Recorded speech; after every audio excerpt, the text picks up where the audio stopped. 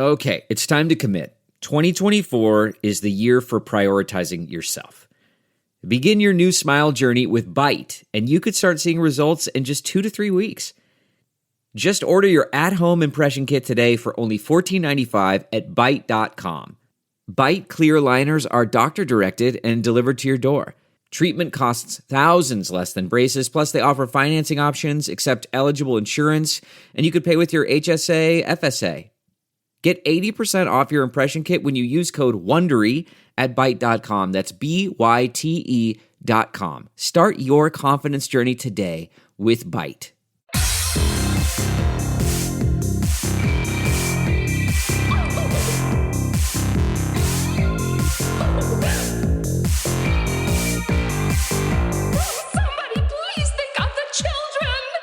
And welcome back to Scarred for Life, the podcast where we open up old wounds by looking back at the films that scared us as kids. I'm Terry.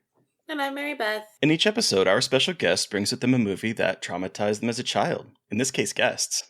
Ooh, this week our guests are writer-director Alex Birrell and returning guest writer/actor Joshua Tonks. Their latest film is the full-length feature, The Latent Image, based on their short film of the same name. Welcome to the show. Hi, Terry and Mary Beth. Thanks for having me on. Hi. Welcome back, Josh.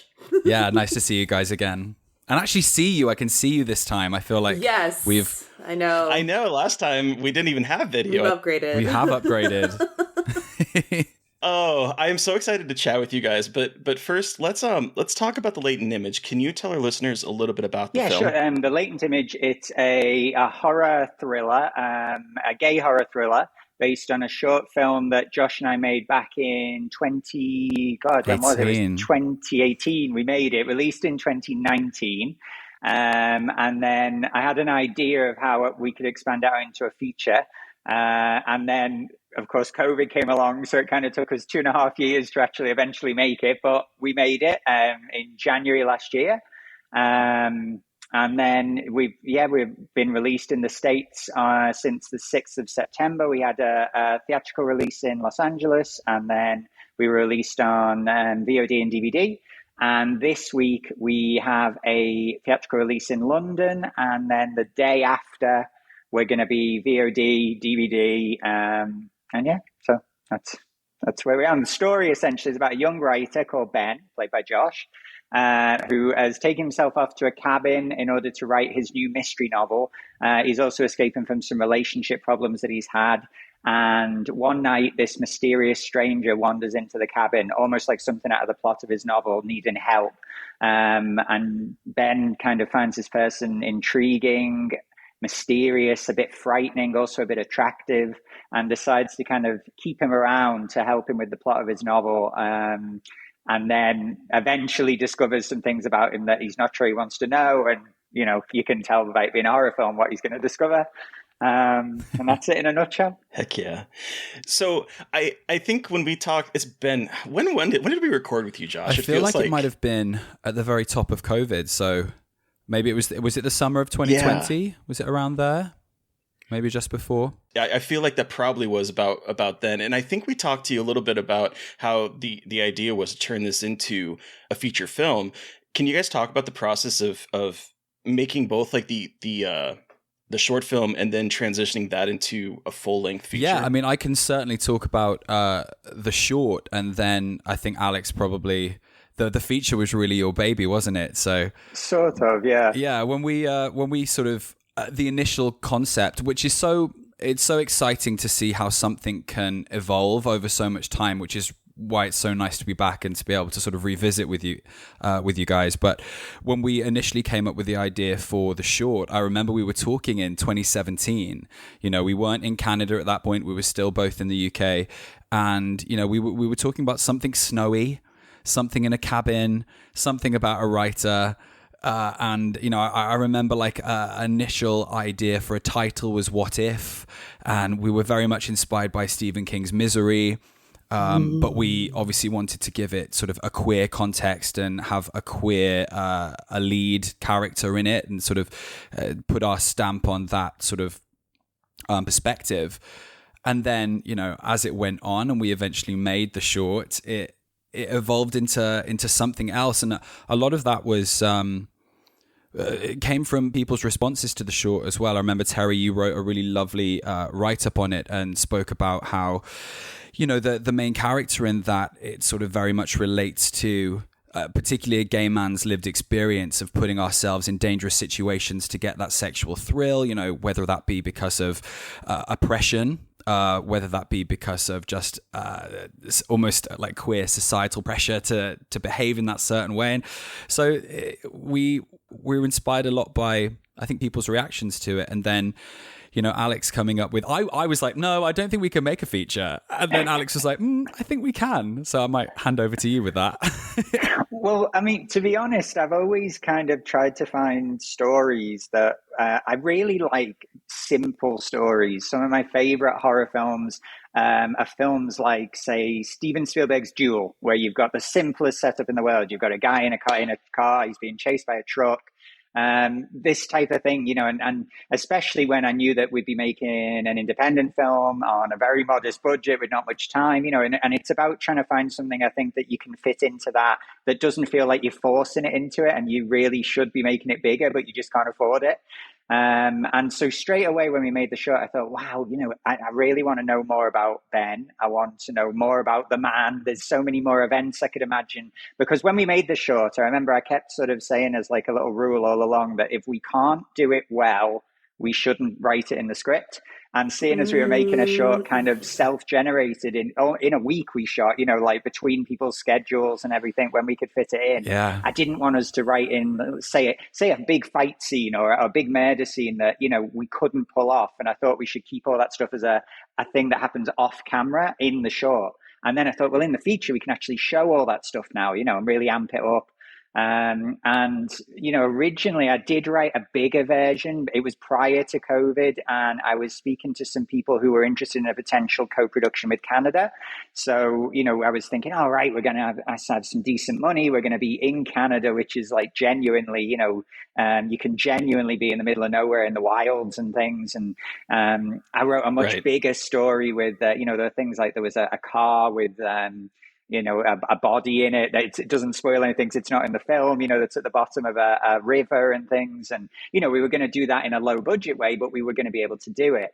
When COVID came along, we lost that potential Canadian co-production. We lost the idea of being able to go to Canada.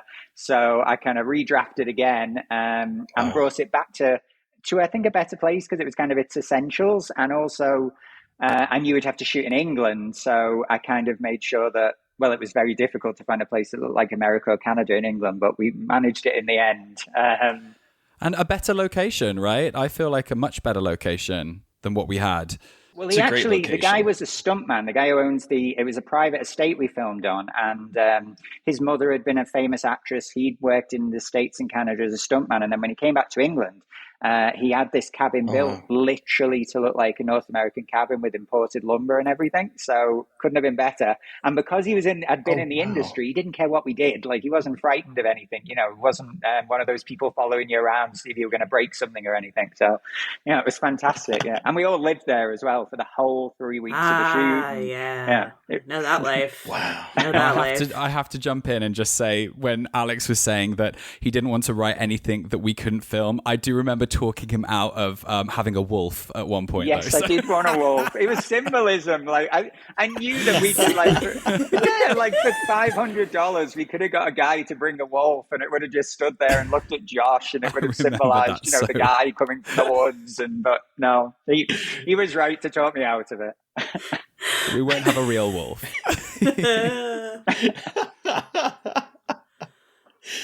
So, queer erotic thrillers, excuse me, we don't see that very often. Why don't we see that very often? Why? And what was your, like... We all know why, Terry. Yeah. Well, okay. I know why. No, why, Mary Beth? This is a very queer-friendly world that we live in, and particularly right now. No. I'm curious about, like, why a queer erotic thriller, and are you a fan of that subgenre of thriller? Definitely. I mean, I'm gay myself, if it wasn't evident, but, you know, so it just naturally kind of is something that I'm going to be drawn to it because horror is my genre. Linked into erotic thriller, it's always there, and there's often that tension in a lot of those movies. Are they horror films or are they thrillers? I kind of don't believe in that. There's a lot of things that I always take it more as horror first, and then if you have to call it a thriller to get certain people to watch it, then I'll call it a thriller. Yeah, it just kind of fits naturally, and also this will link into what we're going to talk about later on with the movie I've chosen. But and I hope it doesn't make me sound like really sort of pretentious or anything, but I do kind of see myself, regardless of Brexit, I see myself as being a European. I always have. And I kind of do link a little bit more into that kind of European filmmaking sense, if that again doesn't sound too pretentious. So I remember, when I'd see, say, Almodovar's Matador, that was like, I'd see that and I'd think, my God, that's a perfect film. I want to make a film just like that. And it didn't feel like this kind of incredibly alien thing. It felt like something that, you could do that set in London. It kind of just felt very natural. And one of the nice things I have to say about making this film is I felt free of any restrictions of genre or anything really, because it kind of felt like I was making this just for us, and no one may ever see it, and the world was ending, and will we ever be able to travel again, and will we ever be able to... So I didn't worry about like, okay, we've got to have these murders in there, and we've got to do this structure, and we've got to have this setup. It kind of felt like I can do what I want to do, which, it was very freeing at the time anyway. I think we're in quite a puritanical moment as well right now, and so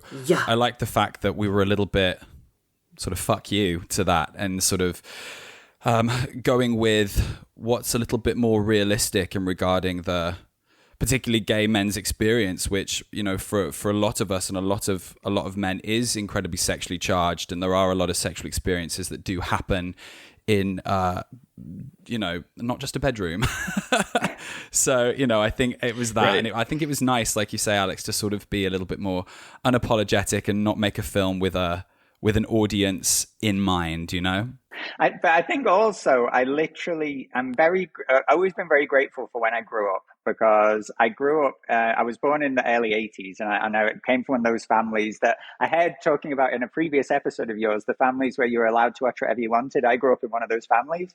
And it was a time where people were really pushing the envelope in terms of violence and sex, and it was all right there. And I remember kind of being a teenager when was I a teenager? So I became a teenager in the mid to late 90s, and being so frustrated by how puritanical I felt the world had become based on, it's like, I'm finally a teenager, and all of a sudden everything's gone. There's no violence, and there's no nudity, and it all kind of vanished. And it vanished for a long time. And I agree with Josh. We've kind of gone a little bit back into that now, but it's just something that I never imagined how you could do these stories without those elements. That if I'm going to be kind of true to them, and I've never had a value judgment that like says that if there's a nude scene that's somehow wrong or exploitive or such. Of course, there are exploitive nude scenes in horror films. We could all name ones that don't seem quite, but I don't consider just the act itself as being exploitative necessarily. Yeah, and exploitation isn't necessarily bad either.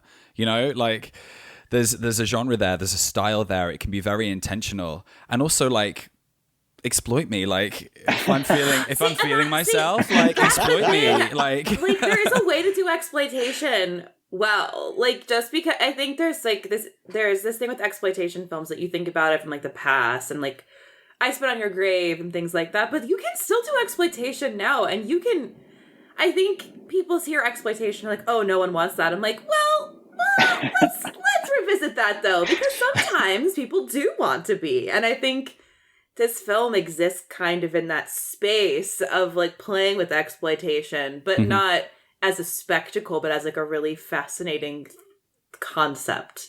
And I think that more and more films are slowly starting to do that. And I want them to, because like we're talking about, things are so puritanical right now, and it's very strange and kind of upsetting. And the gayer and grosser and sexier we can make. I was having this conversation at Fantastic Fest. I was like, everything needs to be at least 25% gayer, 25% sexier, and 25% hornier. So, yeah. I think we tick those boxes. I think you do. I think you do. So, yes. I think you do. So, yeah. It's funny actually because the editor we had on the feature, she is amazing. She's a wonderful editor.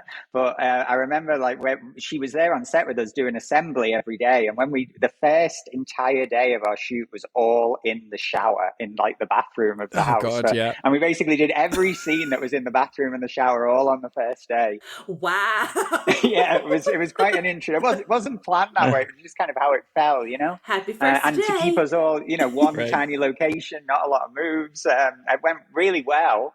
Yeah, Icebreaker, exactly. It was actually a really great way to schedule I saw it. the assembly, and she'd done this beautiful assembly of all the scenes, but she'd taken out like all the more explicit moments, just kind of on instinct. And so it was such a difficult conversation to say to someone, Go "Can you back. please put all this back in, this bit in?" Can you just like objectify the men a little bit more in your edit, please? It really was a trial by fire first day. That is a trial by fire first day, but you really get the chemistry. Mm-hmm. Yeah, I'm kind of grateful that we did that. There wasn't any sort of then build up or anxiety or nerves. It was like Jay's getting naked, I'm making out with Will, and I'm, jerking off in a corridor. Like that day one, and it Rip kind the of Band-Aid off. Rip it really, off. truly. Everyone's naked. Everyone's having a good time. Yeah. Wow. Wow. I don't know Yeah. how I'm to so segue sorry, from yeah. that. That's amazing. Well, okay, so Alex, you said that you grew up with a family that let you watch whatever you wanted. So was horror big in your household growing up? From me, Okay. it wasn't like, I mean, I grew up in a house with my mum and my two grandparents. And my grandparents were huge film fans, and I was kind of a child of the VCR through them as well, who were like buying everything they could buy on, all the old westerns they loved, all the old film noirs they loved. But also, my granddad got me into like 50s monster movies when I was very, very little, and even earlier, like the original King Kong, and then things like It Came From Beneath the Sea and the original The Blob, and I was watching them when I was like 4 years old and loving them, and got really into like the idea of stop motion and all that whole sort of handmade style of films. Even films like one that's just coming to my head that I haven't thought of for years, Earth versus the Spider, that I loved, where they're playing a rock concert. They bring the spider back to life after they think it's dead, and it comes and rampages through the town. So that was kind of my beginning. And then the first one and this is when I was very little. But then I also remember, talking about like the nudity stuff. There was this comedy that I loved when I was a little tiny kid that we had on VHS called How to Beat the High Cost of Living with Jessica Lange and Jane Curtin. And Jessica Lange does this. Oh no, it's not Jessica Lange. It's Jane Curtin does like this big like topless scene in the money ball where they're trying to steal the money to distract the audience and everything. And I just thought of it because there was no problem like in my household with me. So there was no like, oh, turn the TV off or look away, or it was just life, There it is, the film. We watch it on the TV. So it never really came up, this idea of like feeling embarrassed or shy like around my family. The big life-changing movie was Jaws, which I saw when I was 4 or 5. I was watching it on my own. It had been recorded off the TV the night before or something like that, and I really wanted to see it. Put it on in the afternoon, and I remember I was like sitting there watching on the carpet in front of the TV, leaning on my hands. And when the head popped out the boat, I literally screamed, ran out of the living room into the kitchen where like my grandmother was making something, like screamed to her, then ran all the way back around the house, went back, rewound the tape, watched the thing again, and then carried on through to the end. Absolutely loved it. And that was the film that made me want to be a filmmaker. That was the first time I ever realized there's a person who does this. There's actually a director and a person, and he's the last name on the opening credits, so that means he's the important guy, and it must be him who does it. And that was kind of where it came from, yeah. So cool. Wow. So were you easily scared as a kid? Like, it sounds like you just loved all of it, like from the beginning. I was terrified of life right the way through to maybe being 20, but I was absolutely fantastic with anything on a TV or cinema screen. Like, loved everything scary, but everything to do with life, no. Okay. That's me.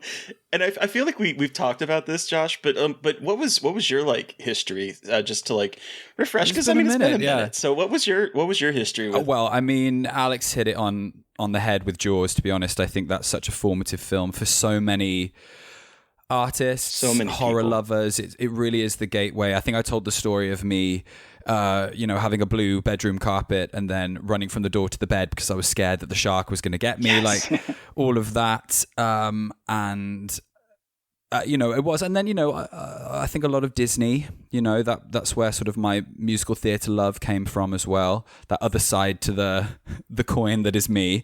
There's some scary shit in those Disney movies, though. There are some, we've covered quite a few of them on the show. Like, there are some weird, scary things. Like, remember Hunchback of Notre Dame, that Disney movie? Oh, yeah, Hellfire. When he's singing to the Hellfire song. I'll never forget that, because whenever as a kid, I was very confused by that. And it was a song about a religious man trying not to rape a woman. Everyone. Really, like, pretty heavy. And, I mean, I was terrified. This is so gay. I was terrified of Cinderella when the stepsisters are like ripping her clothes off. I'm like, no, I'm freaking out. Don't be so mean. Why are you ripping her clothes like that? And I was also really scared of Ursula the Sea Witch as well in The Little Mermaid. So I'm scared of all these like these big divas that I'm now obsessed with. So the drag queens of Disney, and absolutely, you were scared of them. For sure, yeah, all the queer coded characters. The Disney one that I thought was really scary though was that Fantasia episode where Mickey Mouse is trying to kill all the brooms and they keep coming back and they keep like regenerating, and that was the one for me from Disney. That is scary.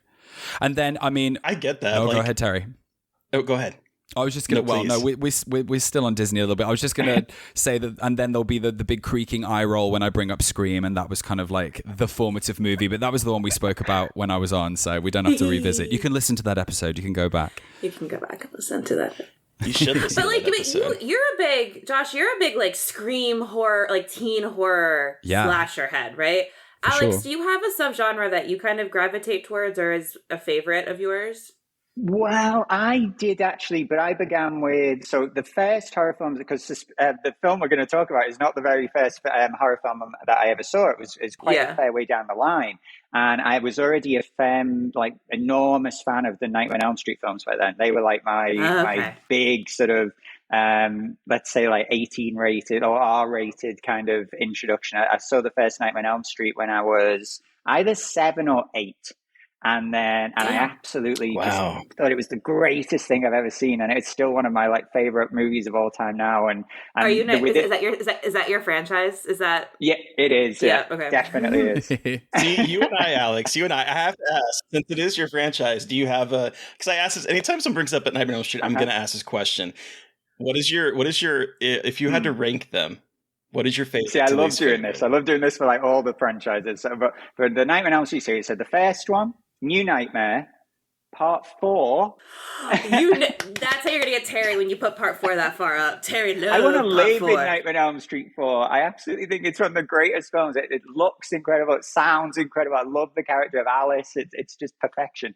So good. Yes. Alice. And then after that, then 3, then 5, which I love 5. I have no problem with 5, even though I have to say I did grow up with the uncut 5 because we were lucky enough in the UK that it was released fully uncensored here. It wasn't that, because now you can't see it. Now when you get it on streaming or Blu-ray or something, it's the R-rated cut, but back then you had like the uncut one, and it just was so much better. Also the original, I've only ever seen the R-rated it cut. just flows so much better. You wouldn't think a few seconds could make a difference, but to those scenes, which really are the big powerful scenes, it does. And even the original Nightmare on Elm Street, when I had it on VHS, it was uncut. So when Tina lands on the bed, there is the big blood splash. There isn't that awkward jump edit in the blood coming out of Glenn's bed.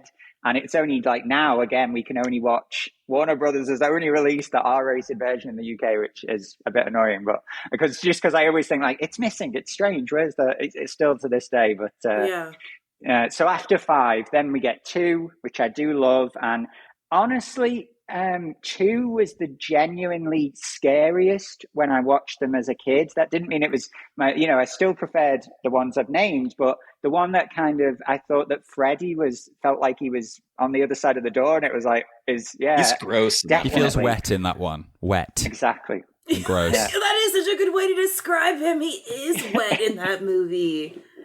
He's got those orange demonic eyes, with like no pupils or anything.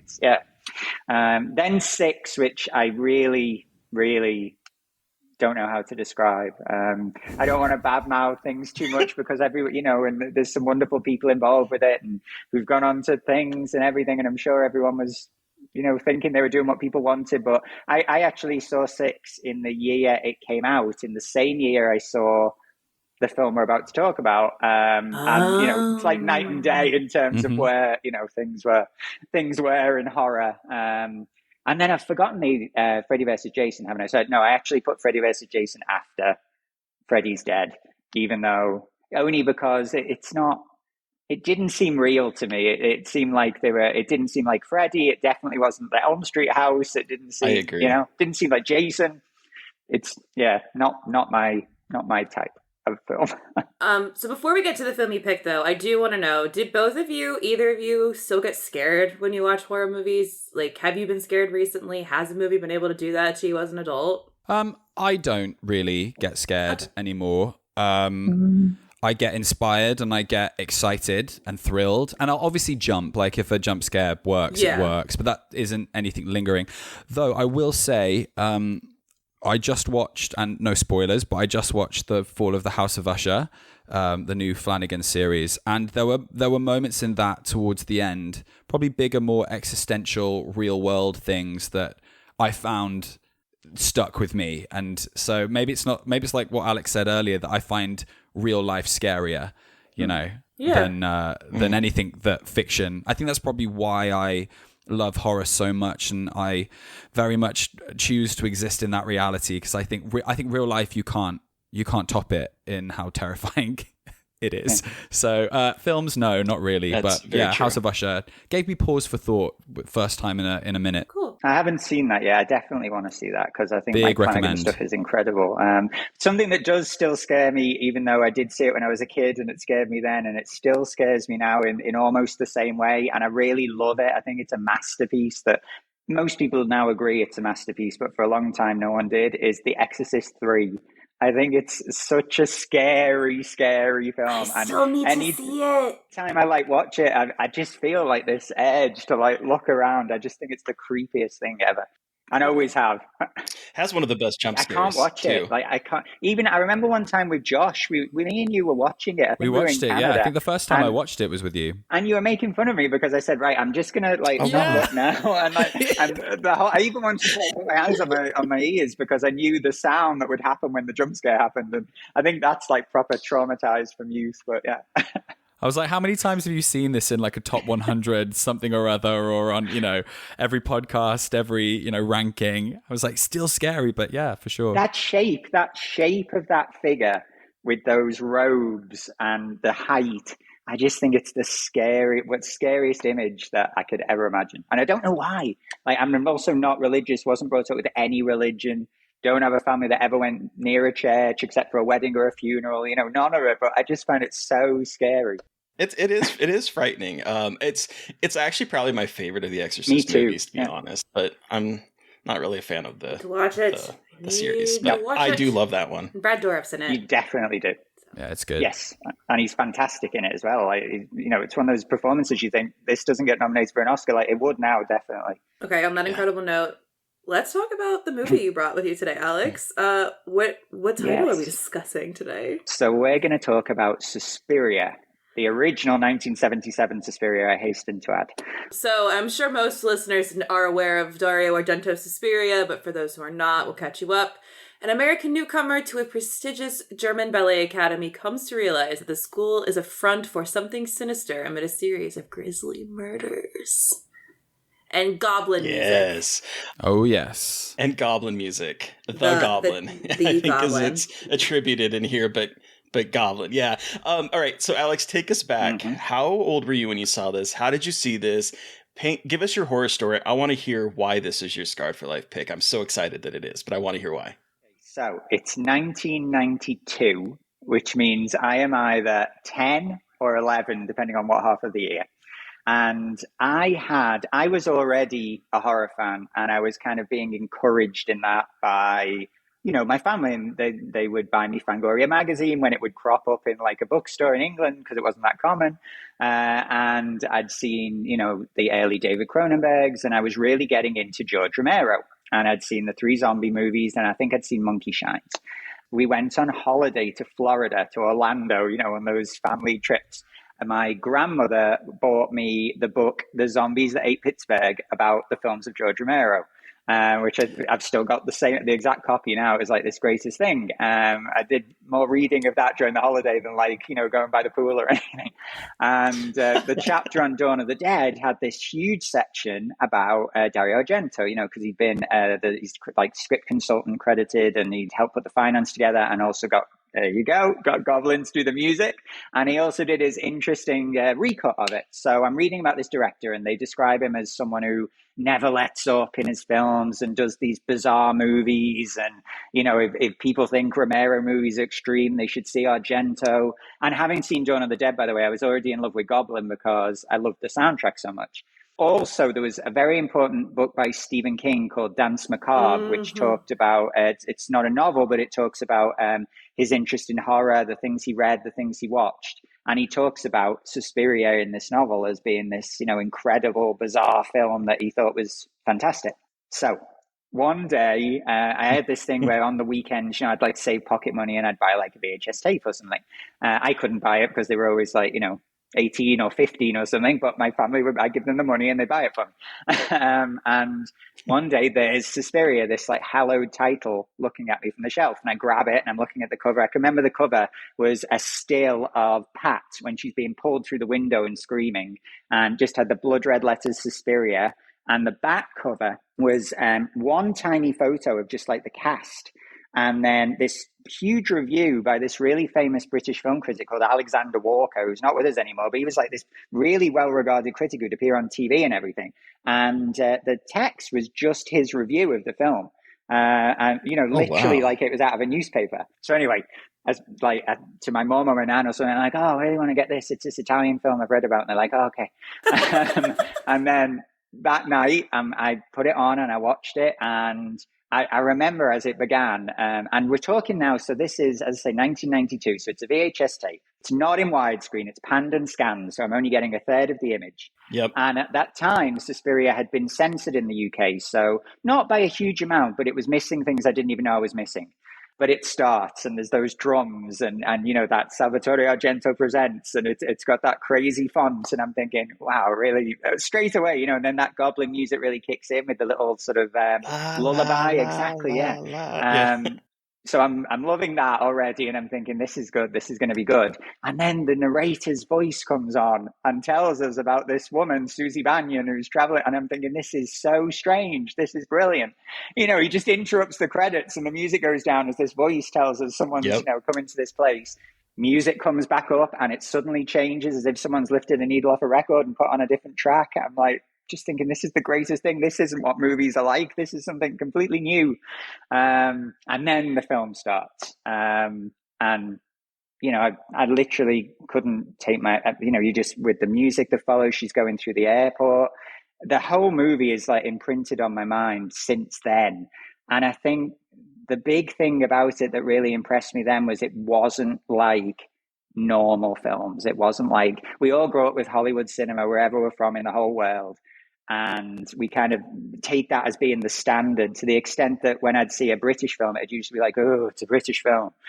It's about like social drama or, people's politics and employment and this type of thing. And it's all very downbeat and real. And in those days, now British films can be all sorts, but in those days. And here was this film that was doing everything wrong.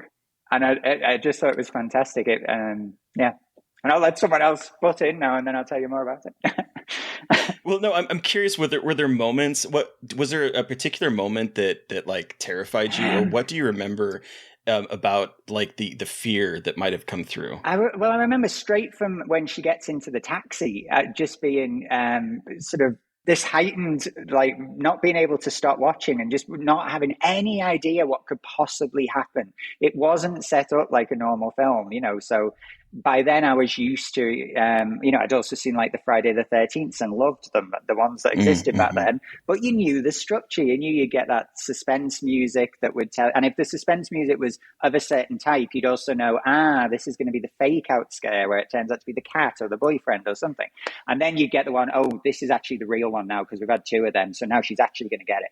I'm watching this girl in this taxi and it's going on forever, and it's just music and color and light and shots of water going down drains and things like this that don't seem to fit in any way, but they're just creating this huge atmosphere.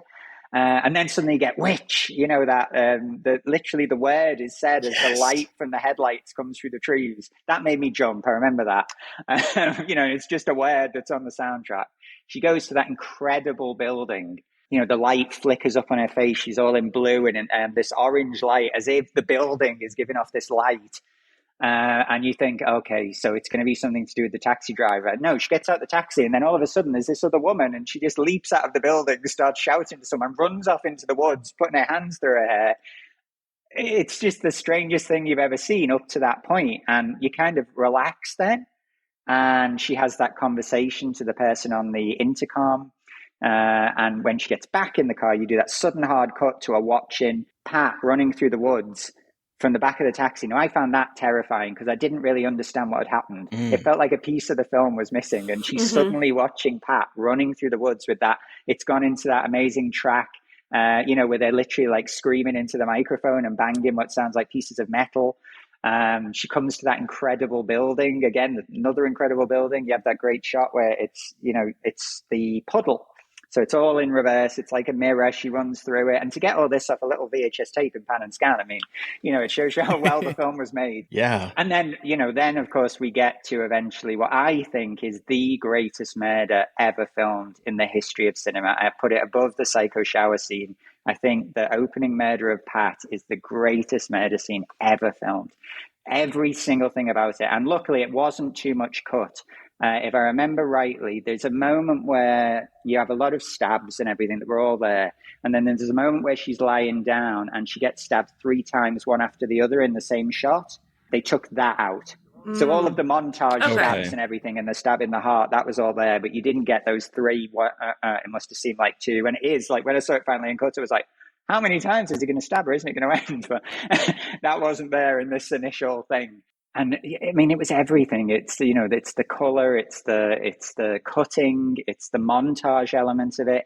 My favorite part of that scene is actually her incredible friend who's running around the place, screaming, "Help me! Help me! There's a murderer!" And she's moving in that incredible Italian actress way with like far too much body movement, hands through hair. Everything's.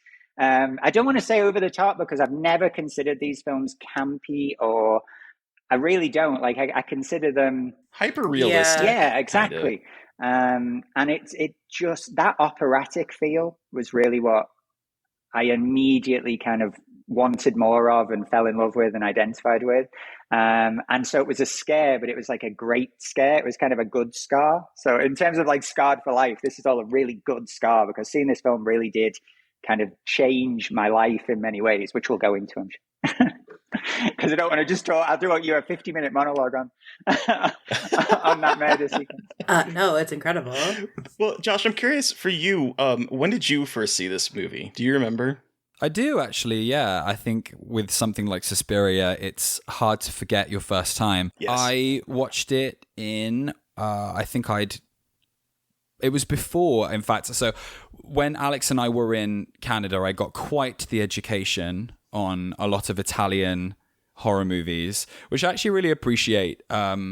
And there are so many of those films are now sort of burned in my brain, and I do get a lot of them confused. But there's so many specific moments that like really do stay with me and really feel like part of that time when we were working on the Latent Image, the short film. But Suspiria I'd actually seen before, and I just remember it was one of those trips to, we have a store out here called HMV that does CDs and DVDs and all of that. And I remember it was one of those trips where I would buy just like a slew of films I'd never seen before, and I ended up watching Suspiria. And I think it was because I'd seen on one of those documentaries like Bravo's 101 Scariest Moments or something like that, that the opening scene was one of the scariest moments. And I really wanted to watch it because, you know, they'd said, oh, it's inspired, you know, the opening to Scream, it's inspired the openings to, you know, all these other movies. And I was like, well, I've got to check this out. And I remember really liking it, but it not sticking with me until Alex and I got the opportunity to rewatch it again, and we saw it in the cinema. We took a trip to Los Angeles, and we got to see it on the big screen. In the Cinerama Dome. Yes, it was incredible. Wow. And it was then that I think I understood what the film was doing, and that the film is an experience rather than a story. There isn't a narrative that you need to work out or a mystery that you need to solve, even though it almost tricks you into thinking that there might be one. It really is an experience. And I remember the score coming in and out in that opening scene as the sliding doors at is it the airport that they're at? Like, yeah. Coming in and out, and just thinking that was just masterful and being captivated almost as if I was watching it for the first time. So I saw it for the first time, didn't appreciate it. And it wasn't until I saw it sort of maybe in its intended context that I really went, oh no, this is something special. And I think the terror in Suspiria comes from its unpredictability, comes from the fact that it's breaking the conventions of cinema. It's not giving you what you expect. And I think that's where its power lies, ultimately. I just thought of my scariest moment as well while you were saying that. My scariest moment in the whole movie, still to this day, and I actually had a watch of it again while I was waiting to come onto here because I wanted to like fully refresh my memory of it, even though, you know, I could act it out for you. But it's the scene where they're in the constructed dormitory because the maggots have come through. So they're all down in the gymnasium. And the lights go out and Sarah wakes up because she can hear the snoring of the directress behind the curtain. And they have this conversation and the camera, and there's that incredible shot where you've got Sarah through the two pieces of white cloth and you think it's just the camera. And then at the very end of the shot, the curtain goes like that. So, you know, it was someone watching them. That makes no, you know, logical sense because why don't they just reveal themselves there and then? But it doesn't matter. It's so scary. And then they have this incredible, like, hush whispered faces right next to each other conversation about, you know, that she'd heard the snoring the year before or something. And I just find that moment still to this day so incredibly creepy. Suspiria makes you feel like a little child again when you watch it. So you completely go back into that. It does. It does. That's so I showed this to my husband for the first time last year. So like, I saw this, I was looking at Letterboxd because I remember I saw this for the first time relatively recently, actually, because my big interest for a long time was like Asian cinema and like extreme French movies. And I was like, I don't care about a giallo. Who cares about the 70s? Silly me. That was silly of me. And then when I heard that Luca Guadagnino was going to make a remake, I was like, shit, I should probably see the original before I see it. And the review I wrote was so funny. It was like, how did I wait this long to see this movie? This is like such a beautiful nightmare experience. But I hope the new one focuses on story more, which is so funny, just like seeing as how that all panned out. But my husband was watching it and he was like, I don't understand what's happening. I'm like, you're not going to. There's no point. Don't try. That's the beauty of Suspiria. You don't know what's going on. You let it just wash over you and you just lay there and let the vibes happen. And that is what is so magical about this movie. It is not trying to be anything other than just like, look at this beautiful nightmare I made for you. And you just Do you know what, it. though? Another thing about it is that was where I discovered that I suppose... I don't know how to put it, that I'm like really weird because I was watching it and I've never found them incomprehensible or like, I remember there was one particular time where I showed this movie to like, we'd have this movie night on a Monday when the TV was bad or something and I'd get to put on a video that I chose and the family would like watch it. And I remember one Monday and I put on Suspiria And I remember like explaining it to my family because they're like, what's, and I'm like, no, this is the teachers going out of the school, because they're just like shots of the camera moving through a corridor. You don't see anyone, you don't hear anything, but it's come after this talk about how, you know, they leave the school every night. And then at the end of it, like a window opens and you see the full moon. And I'm like, and that's them actually going out. And then now they're going to go and kill the blind man because he's out of the school. You know, so I'm like explaining all this stuff and kind of, it never seemed odd to me. It seemed... You just are on the same wavelength as Dario Argento. Like, it's just cool. You just are on the same wavelength as him. That's good. Well, there was a thing that I have to, because Liverpool's most famous horror guy is, of course, Clive Barker, the genius Clive Barker, yes. who, you know, was very inspired by these films and Lucio Fulci films and everything. But he did a quote in an interview, and I can't remember which one, but it was like the greatest quote about Dario Argento films. He said that Dario Argento made films like you thought horror films would be when you weren't allowed to see them. And I think that's exactly it. Yeah. That's perfect. Because this movie always feels dangerous. Perfect. This movie feels dangerous watching it. Even though you see it now and it's like the 4K beautiful restoration, it still feels dangerous in what it is. And I think we've talked about the camera, but it's like the way the camera moves and the way you look at all the girls, especially Susie, it feels dangerous. Like you feel like a predator. Like not like a creepy guy, but like an actual predator hunting its prey. And obviously, like we find that out that she really is like a prey animal. But it is so creepy the way that you watch the movie and you feel uncomfortable. Like why do I feel this? Why do I feel this way watching Suspiria? And then you're like, oh, it's because I'm like in the space of a scary witch. Basically, the whole movie, like watching these women as like sacrifices, and it's so clever. I actually was just talking about Phenomena the other day and how I love when Argento makes movies about female characters. I think he's really something so interesting with like how the camera views women in those movies. I love Argento like this, like weird, crazy, off the rails Argento. I am not as big of a fan of his giallo work. It's all very obviously very good, but this is where like Phenomena and Suspiria, I think, where he like really flourishes when he can just be like, witches ? Like, I don't know what's going on. Who cares? Like, it doesn't matter. And yeah.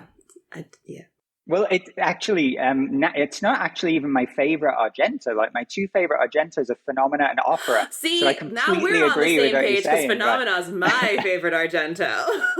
This one's a very close second, but I love Phenomena. Phenomena is so good. But Suspiria is a life-changing experience. Like, even if it's not your favorite Argento, like, it is unlike any movie that has been, or perhaps will be, honestly. I don't know if we're going to get something like that ever. Yeah, because, I mean, he was at a time in his career then as well where, because, you know, he's a favorite director of mine. So, like, I've read so much about him and tried to, you know, find out as much as I possibly could. I actually have own a script of Suspiria in Italian. I've sort of read and seen, like, how much of it is on the page. Like, it's describing the wallpaper. It's describing the camera angles. It's not written like a standard script. And it lasts nearly 300 pages. Holy shit, it's like no a Bible.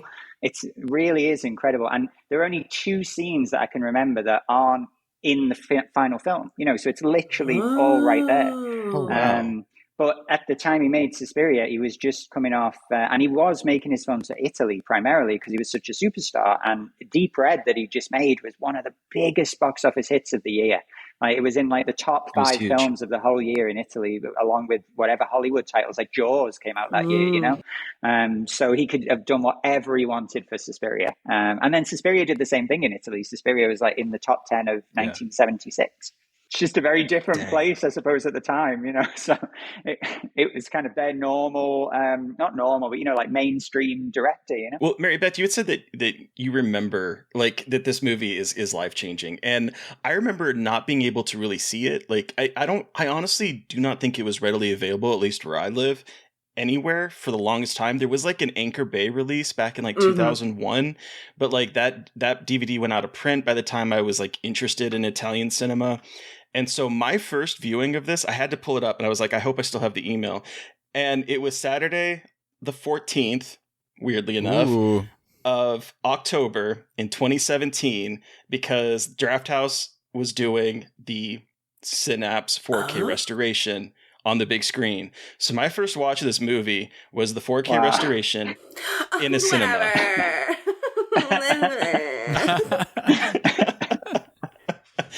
And I just remember being blown away by it just because the colors, the look of it. It's a very vibey film. It's a very like aesthetic film. And that was my first introduction after years of hearing about, oh, Dario Argento, Suspiria, all this stuff, and like it being like such a big movie that I did not really have access to. And so I was really, when I sat down to watch it at the theater, I was blown away by it. And it's become like a favorite of mine. It's not my favorite Argento. I will agree. I think Phenomena, which is not a better movie, but is still my favorite of his films that I've seen, is still my favorite. But there's no way of saying this isn't like a technical masterpiece.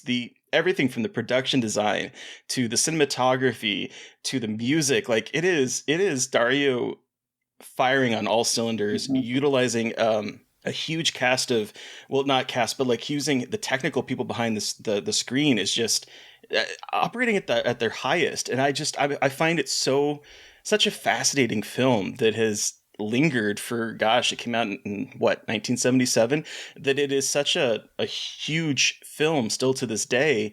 With like, I don't think Italian horror, at least in America, is looked at fondly from that time frame, but like for me, this was like my entry point to finding so much Italian cinema that I find so fascinating.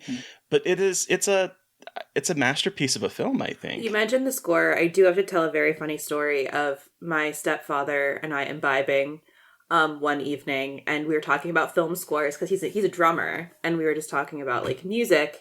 And I was like, have you seen Suspiria? And he was like, what is Suspiria? I'm like, John, you haven't seen Suspiria. What about Goblin? He's like, who's Goblin? I'm like, you're a musician. You don't know who Goblin is? I was like, they have the best score ever. And I started playing it. And when you're not watching the movie, it takes a while to kick in. And we were just sitting there, and he was staring at me for a full minute. He's like, what? And then the witches kicked in. And he's like, and I was like, see? And he was like, what is this? And I said, I don't know. And it was one of those really awkward moments where you're like so excited to show somebody something, and they're like, "This is really weird," and I'm just like, like the Bart's like the Homer Simpson gif of him going back into the bushes. Like that was me. I was like, well, into the hedge. Sorry, you don't appreciate art. Sorry, you have no taste.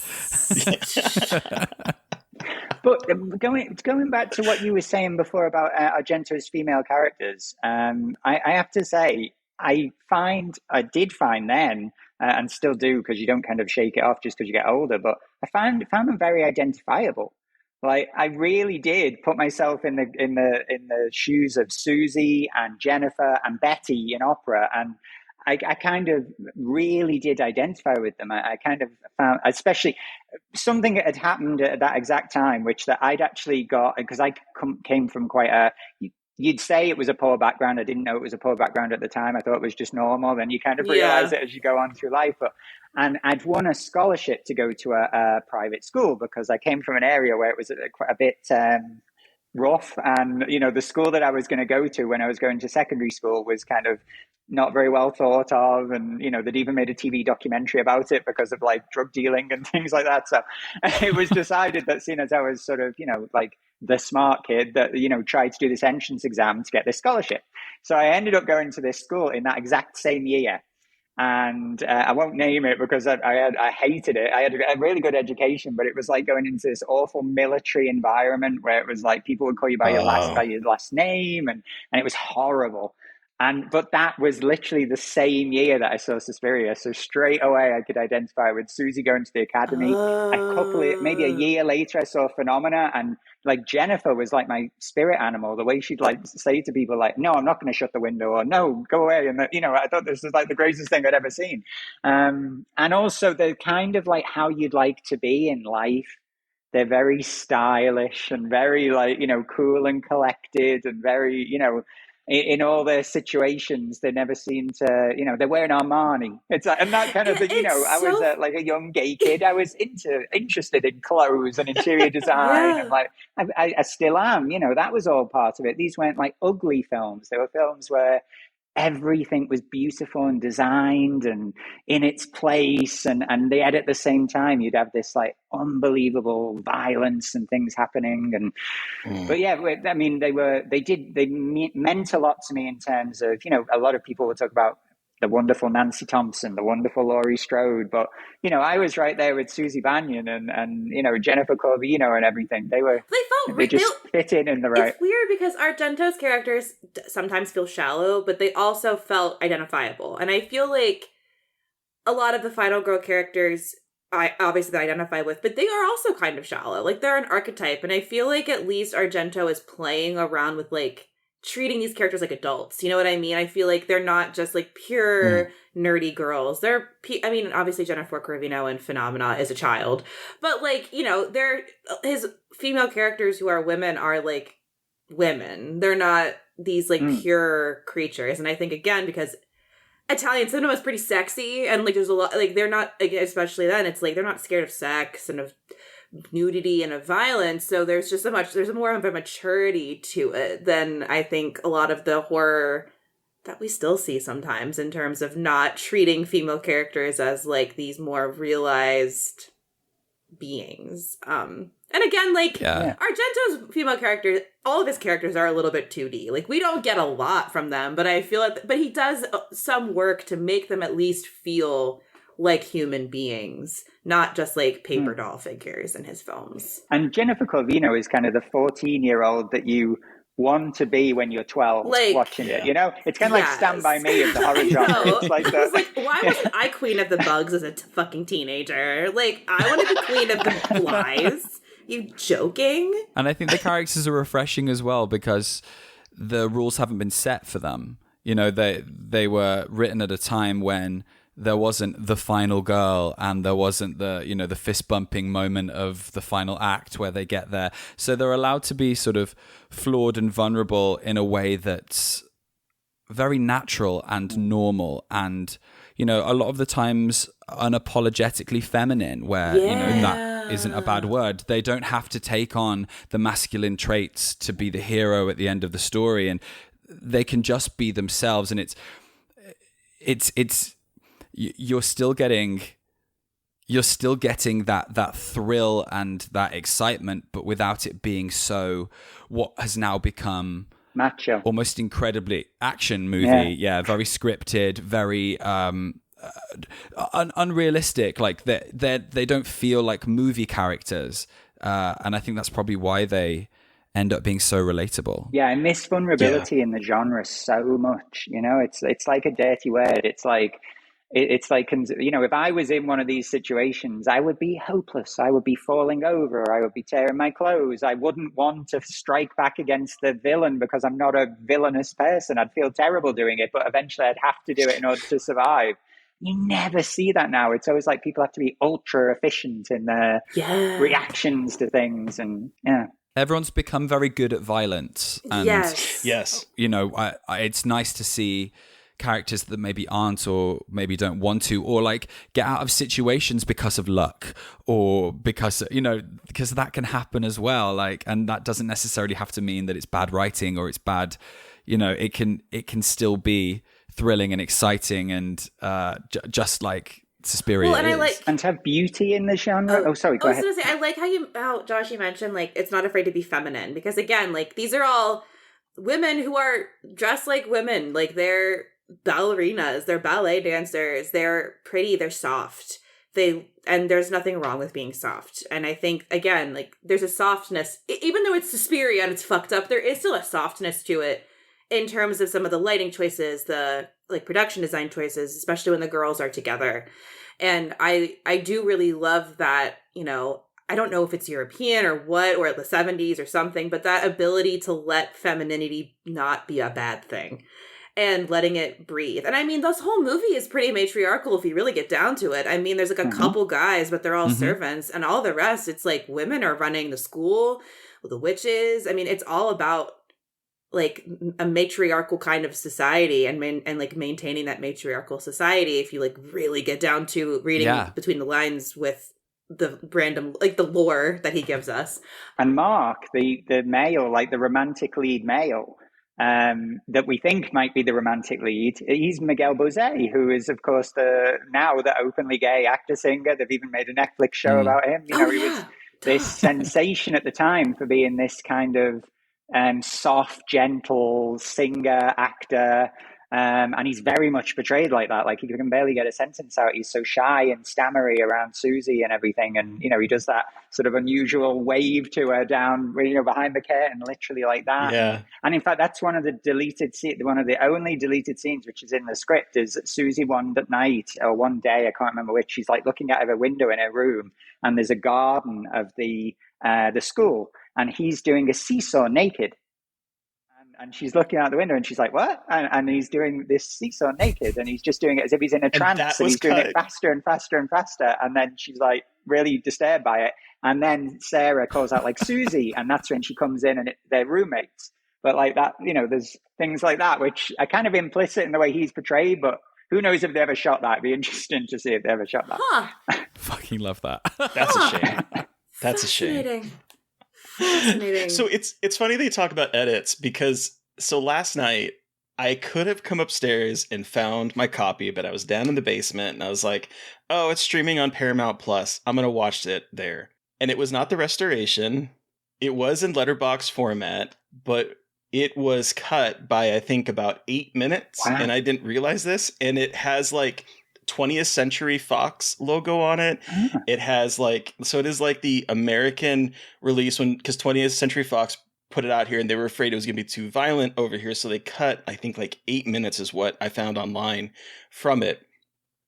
And it has like the Suspiria lettering when it's first introduced is this kind of pink, fleshy. I've seen that on the trailer, the American trailer. Yeah. Yeah. And so that I was like, it's been a minute since I've watched this, but this does not look familiar to me. Yeah. And then I'm watching the first death of Pat, and I'm like, I think there's more. And I'm sitting here going, I think there's more.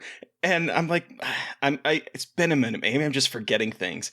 And we get to the point where Daniel, the blind man who plays piano for them, there's a scene where his dog attacks Albert, the little kid. That's completely cut out of the movie. Wow. It is literally like an intro of him coming up to the house, going up the stairs, and then it is nighttime, and we have skipped the entire day. It goes from night to that to back to night. And I was sitting here going, okay, I feel like something has been cut from here, because I specifically remember the boy getting bit by the dog.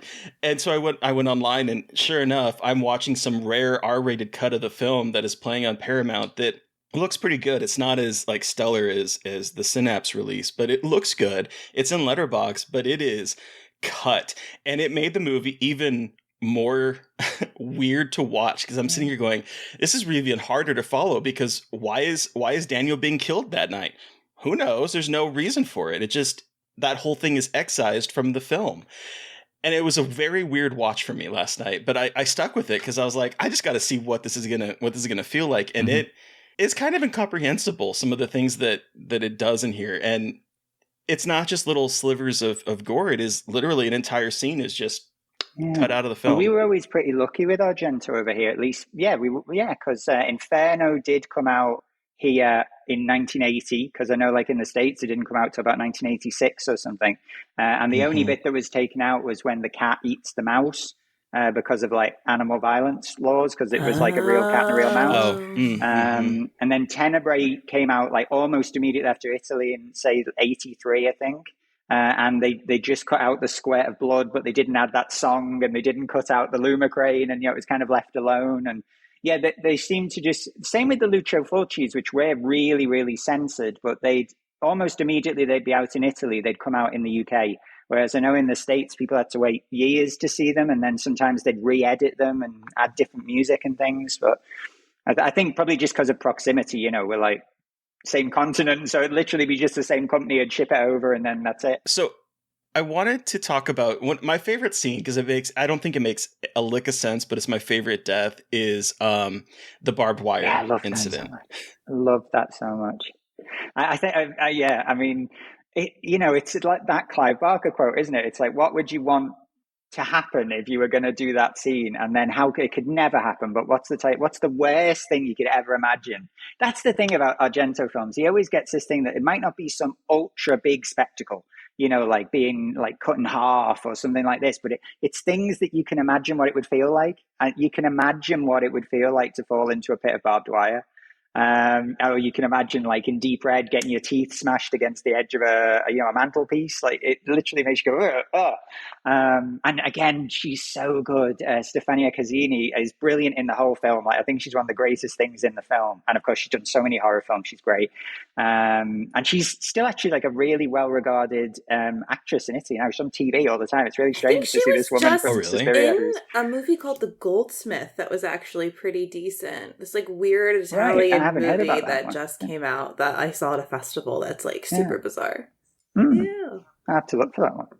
But she does that amazing like too much thing that makes perfect sense, but only in an Italian movie will someone flail about in the barbed wire as if they're doing the third act of Rigoletto, and it's horrible and disturbing, but beautiful at the same time, and it looks so great, and you kind of you move your own body while you're watching it because it's you can't help it. You're like, stop moving, just stop. You're making it so much worse for yourself. But but what do you do in that scenario? Like, you don't just fall down and let it happen. It is like such a weird thing where you're like, wait, what do you do when you are caught in a room full of barbed wire? ?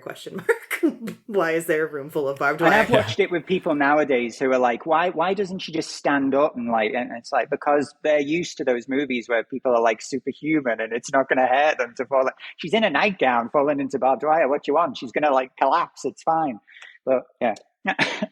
And there's a tragedy to it as well. I think a lot of the kills in Suspiria have sort of like emotional stakes, like, and this one particularly, what always gets me is like she's like an animal snared in something, and there's a level of humiliation that comes to it as well, and her being so close to survival and having run for so long. It's sad as well. You want her to live. And I think that's what gives the sort of additional weight to it, as well as it just being a really cool, imaginative, creative sequence. And I think Argento does that so well in a lot of his films, but this one particularly, they're just so creative. Like you couldn't think of a better way to kill someone. You're like, oh fuck, that's sick. You know what I mean? Like it's great. And that amazing like ultra macro slit throat that ends it, which was actually missing on my original VHS that I saw it. So they actually took out just that bit. So her hand would go in her mouth and it went to black there. Oh no, sorry. They did have the shot going into her eye, but they didn't have the ultra extreme of the slit throat. And that's so like, I've seen it in the cinema a couple of times and people have laughed at that moment, but and maybe, it doesn't sound very nice, like in terms of nowadays, but they actually did use like, I think it was fish skin or pig skin to do that effect. So because I always thought it looked ultra realistic. It looks like when you cut yourself and you look and you think, oh my God, and the blood's not there at first. And then all of a sudden blood comes out and you go, oh no, I really did cut myself. It looks like that because it really is like actual skin that's been cut. So that adds to the creepiness. And have we got the moment with the I'm doing a gesture of through the door trying to get the latch up as well. It's so suspenseful as she's stacking the boxes to get through the window in this room that just feels like it doesn't exist in time and space. Like it's so bizarre and surreal. And she's trying to crawl up where the light is doing like half a swastika because like all the Nazi imagery is so important in Suspiria as well. I did get that as a little kid without really fully understanding it because there was that sort of the German beer hall type thing. There was Alida Valli's character who, in my mind as a little kid then, was dressed like a stereotypical Nazi in like an Indiana Jones movie. I mean, she is. She's wearing like the green like hat suit or whatever and the giant clunky black shoes, and she stomps about with her blonde hair and everything. And to find out that was all deliberate later on, it all made, it makes so much sense. You can't miss that from the film.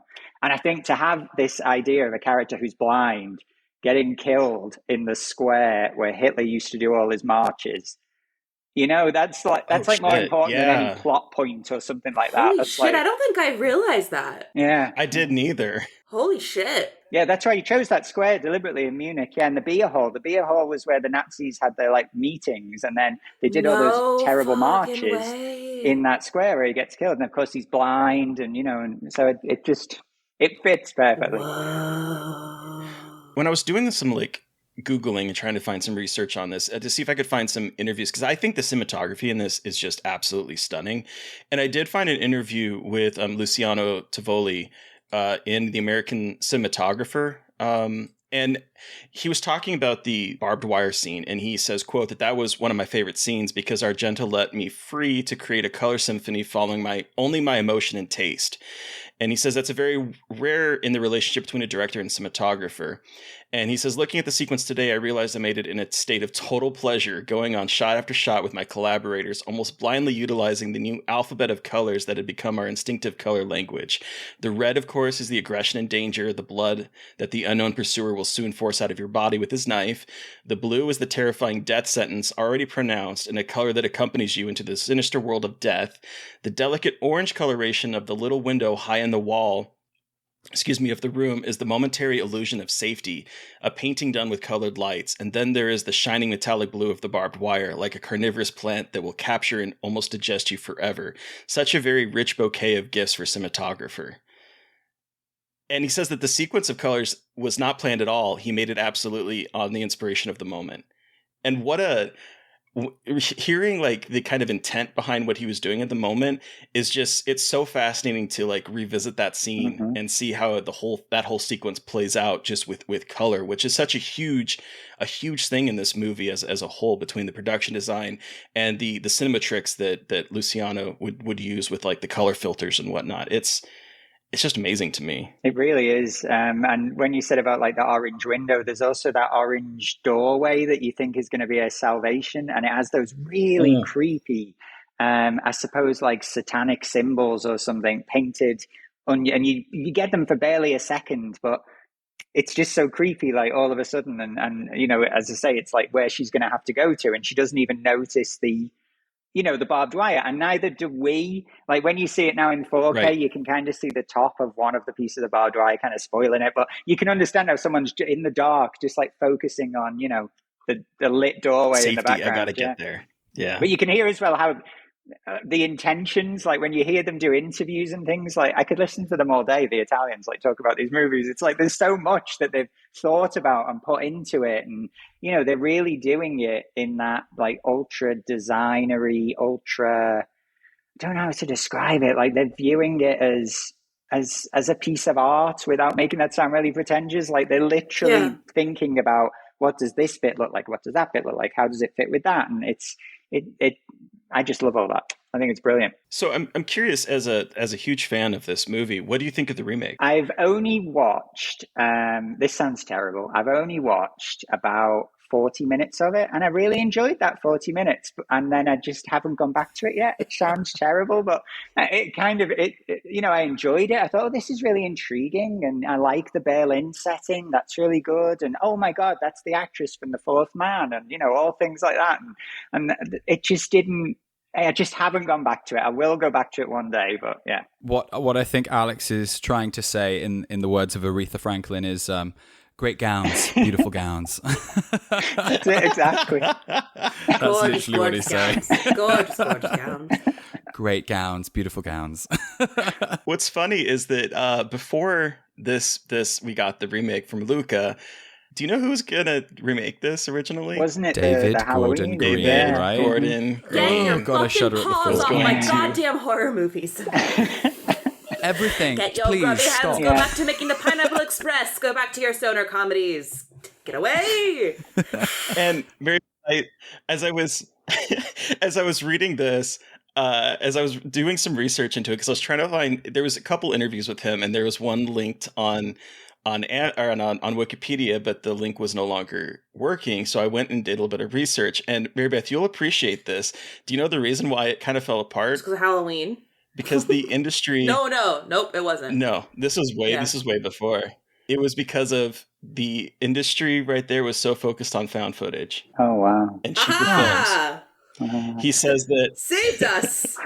He says, I wanted it to be a horror film, and a horror film at that time when we were modeling that movie meant you're making Paranormal Activity. You're making these down and dirty, very gory, very economical movies. So the economic model for a horror movie was not where I wanted it to be to make a $20 million elegant movie. And he said, and then the business side of things is that he had was trying to do this, and then he did what, Your Majesty, or what is that stoner fantasy movie that he did? Yeah. Your Highness, something like Your that. Highness, yeah.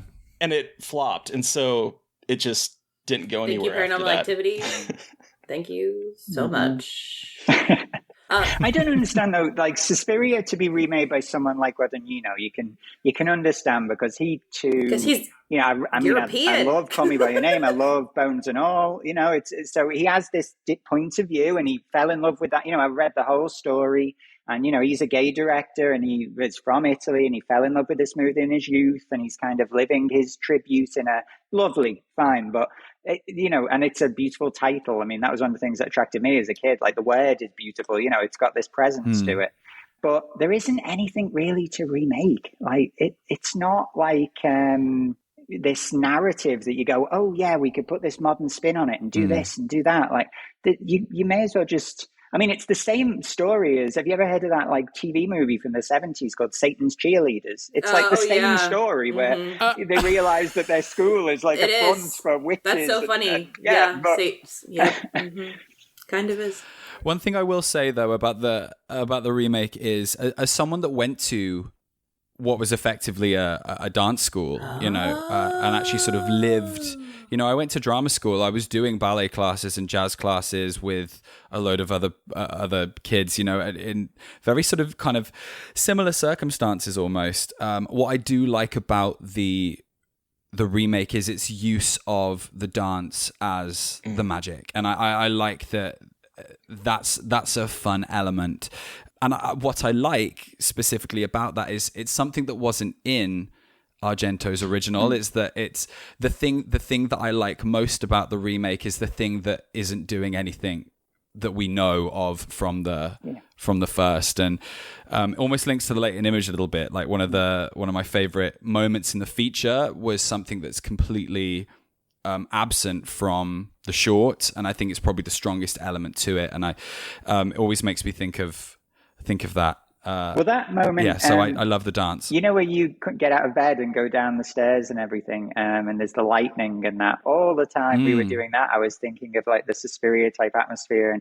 And when you did it great every time, but I remember in the beginning I was always like saying like, no, go slower, because I wanted you to get that kind of dancery, like kind of very elegant type of movement, and then the camera goes with you, as you go down the stairs and everything. And so I don't know if that was the moment you were thinking of, but that was all definitely in there. But there's a definite dance to it, and I remember that direction a lot, actually, sort of to slow everything down and just make it, especially in that particular moment, it is more dreamlike. And absolutely, I can see where you would have got the inspiration there from this, because so much of Argento's Suspiria does feel like a dream or a fairy tale. I mean, I know those words get used a lot when people talk about, there's almost a shorthand, and those words get used a lot, but they're used because it is very true. You do feel childlike when you watch it. The door handles being higher and all of those things we've heard a million times when people speak about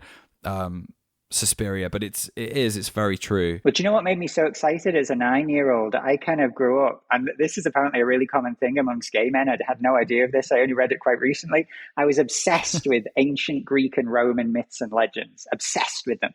Like, I'd read them on, I'd watch the movies of them, and I was fascinated by them. And I still tried to come up with stories now where I'm like, I want to tell the story of Perseus in the underworld. How can I do that in a setting? And I can never figure it out. But I just love these stories. And when she says in the film, when she realizes if they count the footsteps of the teachers, and she says that amazing line, it's just like the thread of Ariadne. I was like, wow! I thought it was like the greatest thing ever.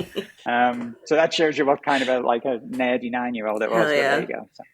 You did bring it up, so I want to dive into it very briefly before we wrap up. So, as I was watching Suspiria last night, I was thinking back to the Latent Image, and I was thinking back about the dreamlike feel to that film, and I was thinking about that in terms of Suspiria. Was that kind of an inspiration point for kind of playing with, is this real? Is this a dream? Because Suspiria feels like it feels like we're Alice as we've already, like, the moment she has landed in Germany, she's already in the, you know, the rabbit hole, and she has already entered Wonderland in this weird hyper realistic kind of fashion. But it does play with dreams, as if like it has this feel of, is this real? Is this a nightmare? Is this what is going on here? And so I was thinking about that as I was thinking about your movie as I was watching it last night. Was there kind of because it sounds like this movie has been Suspiria has been like such an important part of your life. Did you ever have that in the back of your mind as you were? I guess it goes back to that thing of realizing that I kind of had a weird way of approaching stories, and that I love that for the Latent Image, I've read sort of comments and reviews and things of people thinking, is it real? Is it what happened to it? For me, it all makes like perfect sense. Not that I want it or expect it to make perfect sense for anyone else. It's fine by me. But to me, it all very much happens, except for obviously if it's someone imagining, you know, because he's a writer. So he sits there and fantasizes about moments. But he's only doing that based on things that have actually happened or could actually happen. And so to me, no, it all happens. It's like with Suspiria, to me, like a fantasy film, not fantasy, but you know what I mean? Like a film that's in another world is something like a Tim Burton film, because it goes outside the laws almost of, I don't know, I was going to say physics. I don't know how to describe it, but you know what I mean? It's like, it's literally all created.